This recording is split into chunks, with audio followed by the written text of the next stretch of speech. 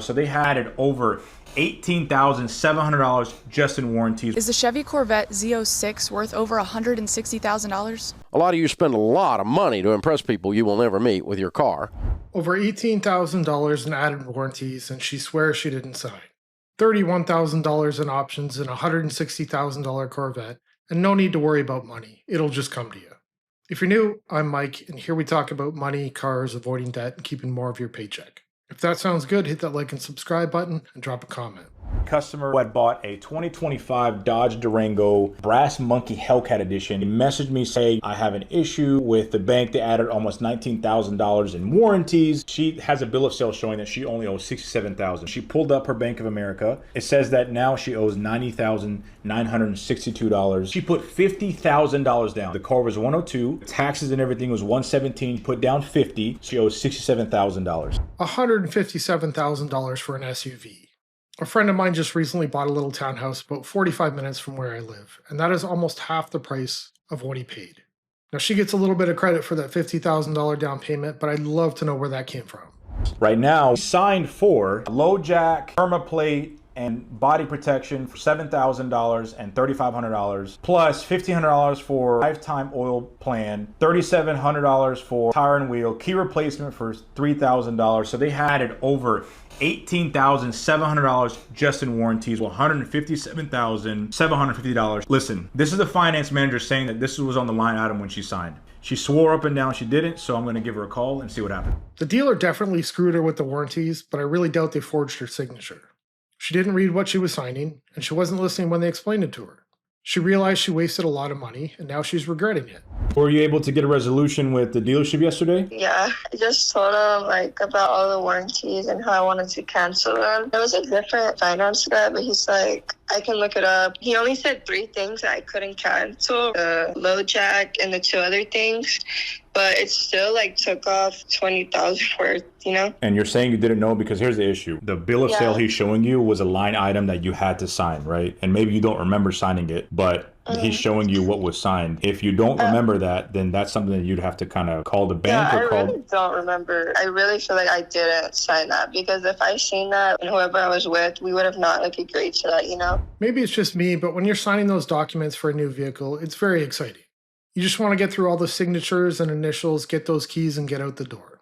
It is very easy to overlook what you're signing. Just make sure next time you really look at the bill of sale, you look at what you signed for. The dealership doesn't care because they got their money and you're like, well, I'm screwed. You put down $50,000 in this car. You got to make sure that this is something for the long term, right? They recommended the $50,000, or else I would have put less. When you're a first time buyer, they won't give you a $150,000 loan. So you had to put down a significant amount for the bank to say yes. Look at your truth in lending form and it'll break down how much you're going to pay back, what the total cost of the loan is, what the principal balance will be, etc. If you cancel those warranties, your monthly payment is going to be the same. You may get some difference from the principal balance, but the issue is it's going to be prorated, because what the warranty company does is they look at how many miles you've driven and how many days have passed. So do it sooner than later, because the longer you wait, the less you're going to get back. I'm going to keep it real with you. It sounds like the dealership broke it down. Maybe you were just signing really quickly and you didn't really understand what you're getting yourself into. But again, it's all good. It is what it is. Call the bank, and then if I were you, I wouldn't go to the finance manager. I'd go to the general manager and be like, hey, listen, I need you guys' help, and try to figure it out. Let me know and keep me updated, okay? Sounds good? Yeah, thank you. Nope.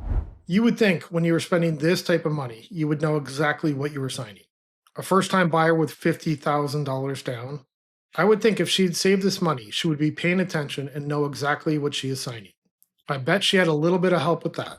Is the Chevy Corvette Z06 worth over $160,000? This is a 2025 Chevy Corvette Z06 3LZ. It has a base price of $125,650. Then it has the Z06 Ultimate Performance Package for $8,995, the Z07 suspension for another $8,495, the carbon fiber interior trim for $4,995, gas guzzler tax, which is another $3,000, the front lift adjustable height for $2,595, the competition yellow paint for $995, the black wheels for another $995, the yellow painted brake calipers for $695, the stealth interior trim package for $595, the black exhaust tips for $395, all of those total options adding out to $31,755. Almost $32,000 in options alone. I could find a great car with that and still have $20,000 left over. We're not even talking about the base price of $125,000, just options. Plus another $1,695 for the destination fee, which brings the total MSRP to $159,100. Then this dealership adds another $1,495 for the low jack and another $199 for wheel locks, which adds another $1,694 and brings the total price to $160,794. It has a 5.5-liter V8 engine and an 8-speed dual-clutch transmission, and this Z06 gets 670 horsepower and goes 0 to 60 in 2.6 seconds. Now, personally speaking, I would say that if you are looking for a car like this, $160,000 is definitely worth it, but let me know what you think. Would you pay $160,794 for this 2025 Chevy Corvette Z06? I like the car, but I wouldn't pay it. I know a guy who bought one of these and he was making around $22 an hour. He put a good chunk down, about $40,000, but still had a huge monthly payment on top of a mortgage. In order to pay for all this, he had to take in roommates. He used the car to try to meet women, and it absolutely did not work out for him. A lot of you spend a lot of money to impress people you will never meet with your car, and the stupid thing loses 60 to 70% of its value when you buy a new one in the first 4 years that you drive it. So you turn $30,000 into $11,000 and then scratch your head and wonder why you can't get ahead financially. What if all your investments, what if all your IRAs, you put money in a mutual fund, every time you did it, you turned $30,000 into $11,000? Well, everyone knows that's a formula for not getting rich. Hello. Now, if you've got enough money that you can throw $12,000 off the edge of a bridge and it not damage you, then you can afford to drive a car that expensive. But this idea that you can just, well, I can afford it, what most people mean when they say that is they think they can pay the payment if they keep their job. Well, let me help you with a new definition of I can afford it. I wrote a check and paid for it. I get a lot of comments from guys that are in great shape financially and they have some expensive cars. They've worked hard, planned properly, and now they get to enjoy it. And I think that's great. They are the ones that should have those nice cars if that's what they choose. Living paycheck to paycheck and buying an $80,000 to $100,000 car, that's just crazy. I just had a customer that might be in one of the worst situations I've seen yet. So I had a gentleman come in on a pre-owned Ford Explorer that we have in stock, about 60,000 miles on it, fully loaded. He drove the car, he said that this is definitely the car for him, but that he wants to replace his current vehicle. Now the car that he was looking to trade in was an Audi Q7 with 120,000 miles on it. He also told me straight up that he knows he has a little bit of negative equity. In my head, I'm thinking, okay, $2,000 to $3,000 negative, that's nothing. I'll put it to you this way, I wish it was $2,000 to $3,000. Carfax Value said that his car was only worth $6,000. We go ahead and pull his payoff and he owes $21,000 on this car. $15,000 is not a little bit to me. If people would just stop and look at the total amount they're going to be paying, the numbers just don't add up.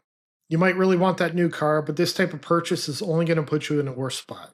You'll have that nice new vehicle, but you'll be losing so much money. So yes, he's $15,000 upside down on a 2017 Audi with over 100,000 miles. What also didn't help is that his credit wasn't the best and he only had $500 down. I go ahead and pass all this information over to my manager to see what he could work up. We end up submitting it to the bank and literally within 10 seconds we had nothing. And you know, sometimes the banks will counter offer to what they would do on a certain vehicle, but we didn't even get anything like that. But you guys let me know in the comments, if you were $15,000 upside down on an older Audi, what would you do?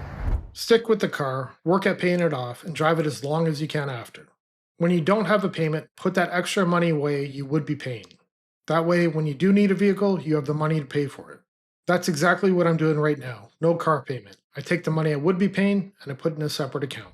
2025 Sonata SEO convenience. You do get this 12.3-inch screen, which is of course a touch screen. So you have your navigation in here. You can put your Apple CarPlay and Android Auto in here. Once we plug your phone in, you are able to drive comfortable. And of course, you have a little bit more space right here. You do have your wireless charger right here, which I love the most. And you also get heated front seats on both passenger and driver side. It comes with a package like the panoramic sunroof across all the way. So you definitely have space back here. USB ports down here. So far, we have a tablet and a phone charger on wheels. I think we all enjoyed the convenience of these things, but these are their main selling points. I keep coming across videos of salespeople, and they don't even mention things like maintenance, repair costs, and fuel economy. It's about wireless charging, touchscreens, and the comfort. where you could charge your phone also. I know you could see like these alloy wheels. I love especially this kind of one. You have plenty of trunk space right here. I honestly would recommend this car. Personally, I would actually buy one for myself too. But if you are looking for a sedan, especially a Sonata, come with me. My name is Bilma and I would gladly be able to help you getting you into this 2025 Sonata. It's almost like the extras they're putting in the vehicles are just a distraction. Don't worry about the important things. It's expensive to fix, the engine won't last long, but at least you have a nice big screen. Why I have all this debt is because I know in the future I'm going to have money. I'm destined for it. How are you destined for it? Please tell me how you're destined for money. My drive, my skill set, and how many times I've come across large sums of money already. I have met some driven motherfuckers who are the absolute biggest morons in the world and work on work instead of actually doing what it takes to get somewhere. Yes. No, that's me. You're talking to him right now. Well, then, no, you're not destined for money. Oh, but but here's the thing. So I've come across large sums of money multiple times in my youth. Destined for money.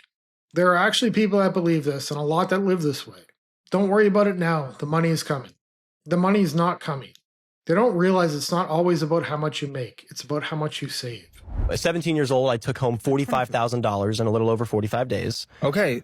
And it's not here, meaning I don't think you're going to come into money and keep it. Well, I know. That's why I'm here. You know, I got to have a little wake-up call. I got to get the hammer treatment. I got to get hammered. So...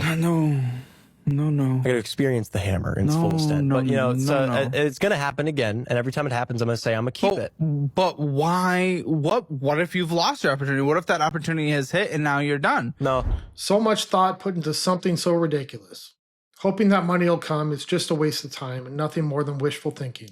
I think we've all met someone that thinks this way and it never works out. There is a simple way, though, and it's saving and investing what you can. I'm going to end the video here and ask you to hit that like and subscribe button, drop a comment below. I'll see you in the next one. Bye.